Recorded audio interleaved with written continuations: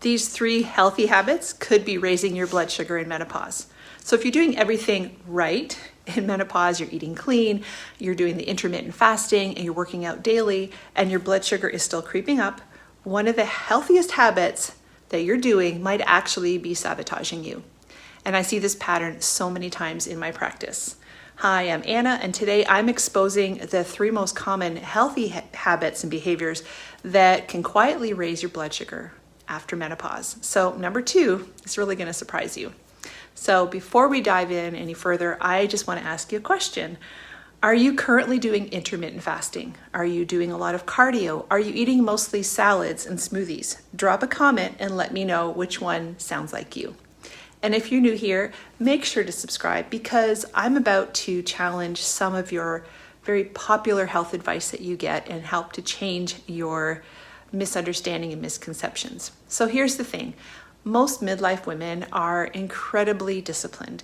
You're not sitting around eating donuts all day. You're trying harder than ever to lose the weight, to lose that belly fat. But menopause fundamentally changes how your body responds to stress and to fuel and to exercise. So habits that used to work beautifully can start to backfire on you. So last month, I put a continuous glucose monitor on one of my clients who thought she was doing everything right. She was doing 16-hour fasts, daily cardio, and super clean eating. But her blood sugar was the most unstable blood sugar I'd seen in a while. And the woman who was eating 3 full meals a day and lifting weights twice a week, she actually had pretty rock solid glucose control. And that's when I realized that we need to talk about this. And so today I'm going to break down these 3 healthy habits that backfire in menopause. Habit number 1, aggressive intermittent fasting that's actually spiking your cortisol. Habit number 2, the cardio myth that is destroying your glucose storage. And habit number 3,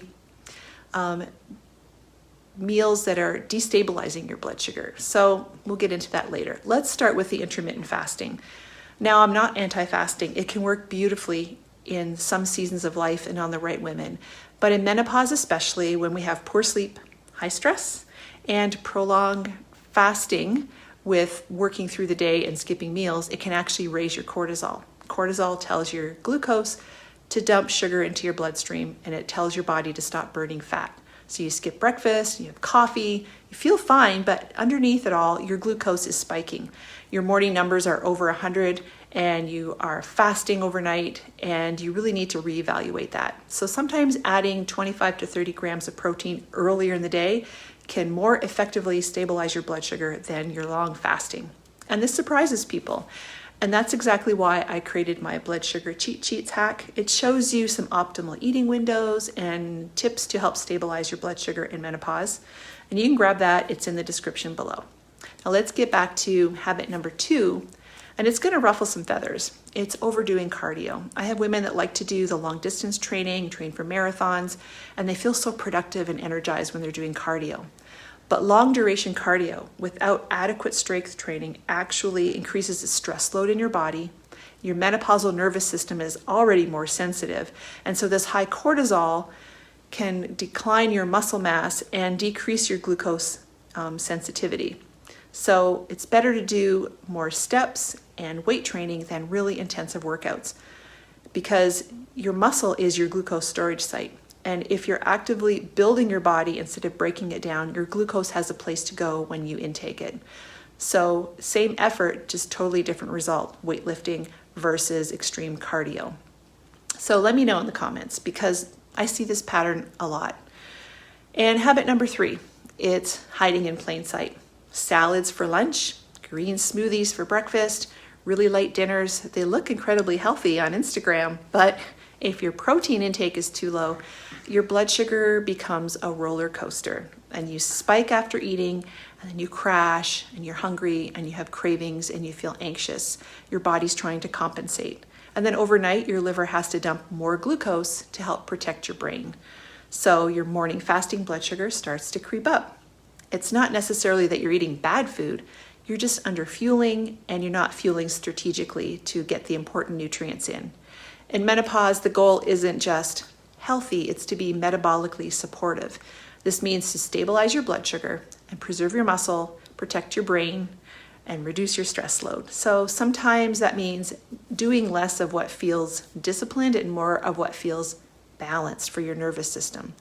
If your fasting blood glucose is creeping up, try these adjustments. Start with 25 to 30 grams of protein at your first meal.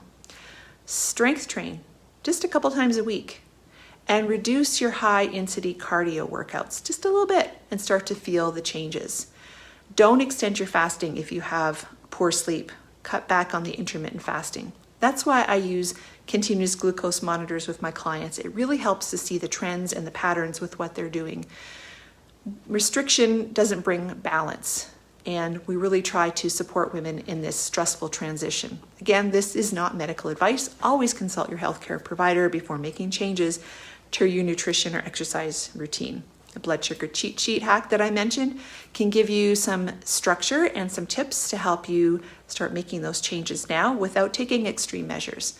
And inside my 6-week midlife metabolic reset program, we use continuous glucose monitoring so you can see exactly how your current habits are impacting your numbers. Sometimes midlife metabolism can respond better to data than hype and fads. And so in next week's video, I'm sharing what I've learned from putting many women on a continuous glucose monitor and wearing one myself, and to see and understand the patterns that often shock them. And one discovery completely changed how I approach my midlife nutrition. So make sure you subscribe, hit that notification bell so you don't miss it.